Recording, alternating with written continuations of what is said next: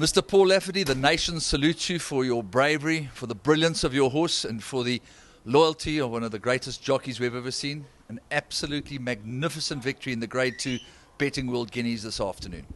Yeah, I think you hit the nail on the head when you said salute the loyalty. Pierre had a quandary when the Cape Guineas came along, and he stuck by me, and I take my hat off to him. And I'm pleased that the horse has rewarded him. He's always said he's a very good horse who hasn't learned to race. He kept saying hasn't learned to race. Doesn't know whether to sit back or get into a race or pull or relax. And he said today he did everything right. And I thought his win was a tad cosy. Well, I'd have to say that he was in front a very long way out at Turffontein. Were you at any stage concerned? I was in between fainting bounce when he let him go. And I said to myself, this guy could have got a bit earlier. Maybe he's a claiming rider. But when I spoke to him after, he said the pace was absolutely perfect. And he said, time to go. He said he had ML Jet's number and the horse on the inside. And he said he went and he said, believe me, he won very comfortably. So who am I? Well, at this stage of the game, and he's shown himself to be Mr. Dopey personified. He goes to Cape Town, he comes to Johannesburg twice. This is his third time. The Johannesburg skyline is not altogether unfamiliar for this fellow, and he just is the most bomb-proof entire that we've ever seen. Yes, you know, I remember when we were flying him to Cape Town. And when I worked in America, we flew horses, and so did Roy Waugh, and we know about flying horses. And the rule of horses, if you're not close to a race, you sedate them for the flight, and you put the yoke on them in the box, and you always have an injection to euthanize a horse in case it damages the fuselage, and everyone gets killed. I believe it nearly happened with Variety Club. Yes, I believe it has happened before, and it's always been a worry that the horse can go berserk. But the yoke seems to help. But when he flew to Cape Town, we had two grooms who had never flown before, so we sedated them, and the horse was fine. He'd flown from Australia. He was calming them down. You calm down, boy. So that's his experience. He's a great flyer. But getting back to this horse again, he's become the darling of the turf. Any of the doubting Thomases with regard to travel or whatever the case may be, if this horse had been domiciled in Gauteng and trained by Mike de Kock, he would have been 5 to 10. Yeah, you know, and great respect to Michael de Kock, and he's a man that I've looked up to, and I aspire to be as close as I can to him.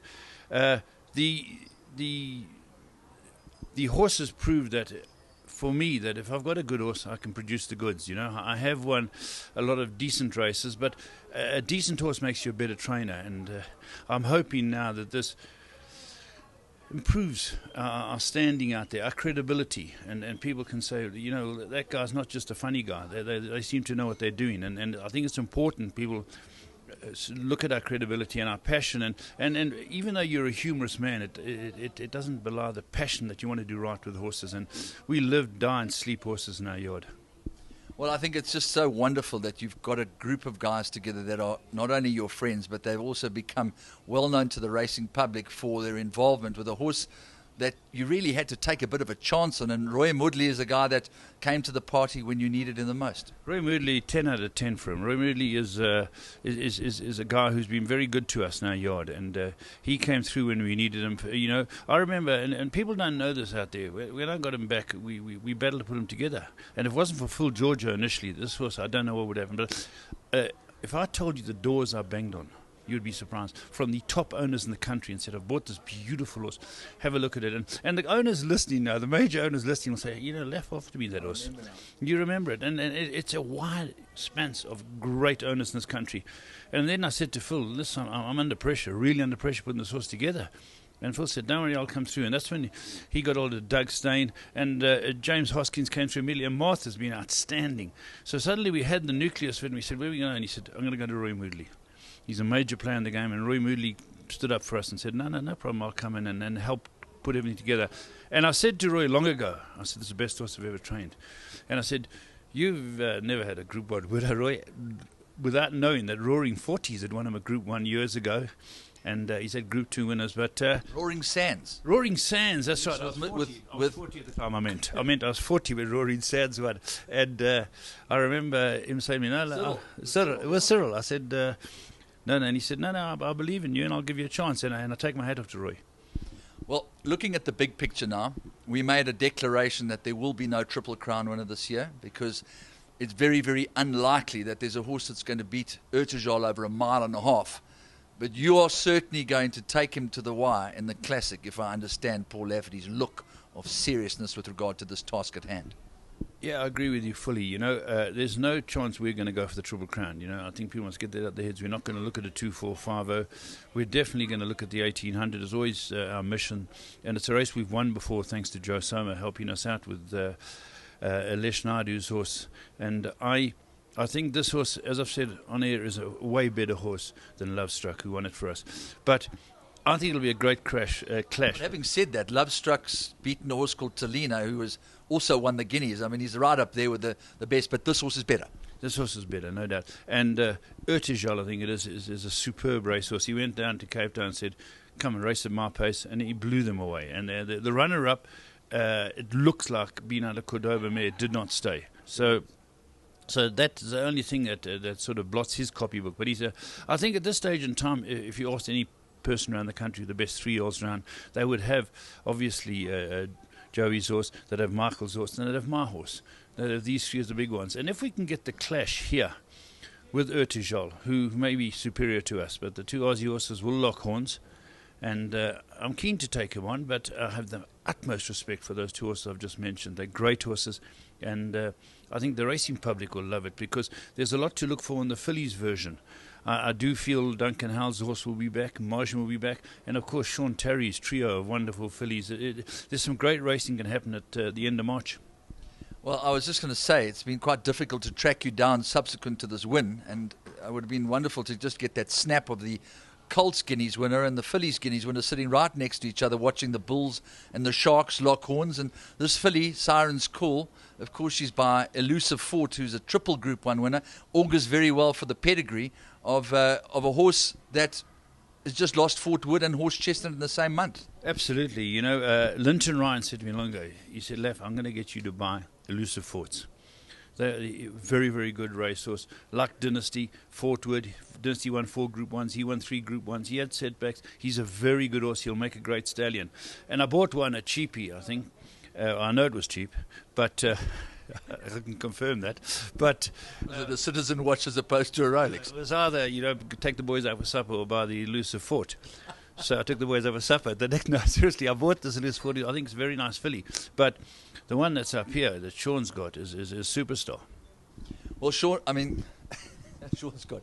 To put the lid on it, Laf, happy hunting ground, Turffontein. You've had victory in the Graham Beck in scintillating fashion. Perhaps you learned something from the run in the Dingons, where you were far from disgraced. At the end of the day, you had to give a lot of horses a lot of things in terms of reserve. And Unparalleled just came out that day and was just too good on that particular occasion.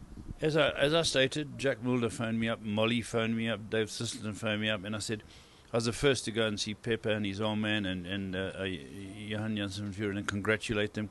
And I said, there and then, we were beaten because of the ground. It was a bottomless bog. And I said to everyone, if Unparalleled beat us today, I would have again shook his hand and said, well done to him. But I think we've got his number, and I might be wrong. But the ground was right today. It wasn't this bottomless bog that beat a horse like Sledgehammer many years ago. So he's a super horse. He's going overseas, and I'm really, really pleased with the owners for what they've done. I'm extremely pleased with Striker Strader and my whole team back home, especially Roy, who's put a lot of work into this horse.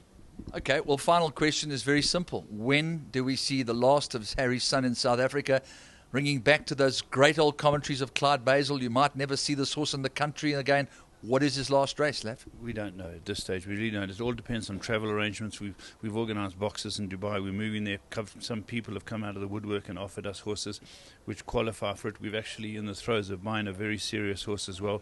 We have a hint or two from international people. It's all early stages in its infancy. And I firmly believe that if things map out, we'd like to be through quarantine and everything by August, but roll by June or something like that. So the Classic may be his last run here, but it's still a big sit-down decision. But the owners have been very behind me in everything I wanted to do with this horse. And I remember speaking to Roy, who's got international experience. He helped Herman set up his setup in Dubai and knows Frank Gabriel well. We've spoken to Frank and organised our boxes and got everything going in the right direction. It's just a matter of crossing the T's now and dotting the I's and finding out where we're going went finally. But at this stage, all stations to Dubai. Looks like there's probably no point in going for the Grade 2 former SA Guineas at Greyville in the beginning of May once you've run in the Classic. No, there's no chance. The Classic's his next race. The 2 million is certainly alluring, but I think it's to lock horns with Ertijol. And I remember it took him 3 Group 1s to prove he was the Equus champion juvenile 2-year-old. And if he can beat Ertijol, he could end up getting the 3-year-old. It could happen, you know. Is he going to stay here or is he coming home? No, he's going home. He's home in the morning. Yeah, no, he'll be. Well, tell us about that trip quickly before you leave us. I saw old Lenny Taylor, Yes. soldier of a horseman. 7 hours from Summerfelt, I believe. 7 hours, midnight, on the dot. He left with our own water. We know to travel horses. You know, they were dripped. They're treated for the run, for the race, for the ride up, and in the mist and the rain, and boom, anyhow early. A lot of trainers came a day earlier. They like to give them a bit of time, but we. Yeah, just a 2-berth. Lenny Taylor, listening to country and western music with his hat on. He looks like, what's his name, Buchan, the evangelist. But he came up listening to... Concrete Cowboy. He came up like Concrete Cowboy. And well done to Lenny Taylor. He's done us proud. But the horse goes home tomorrow and gets ready for the end of March.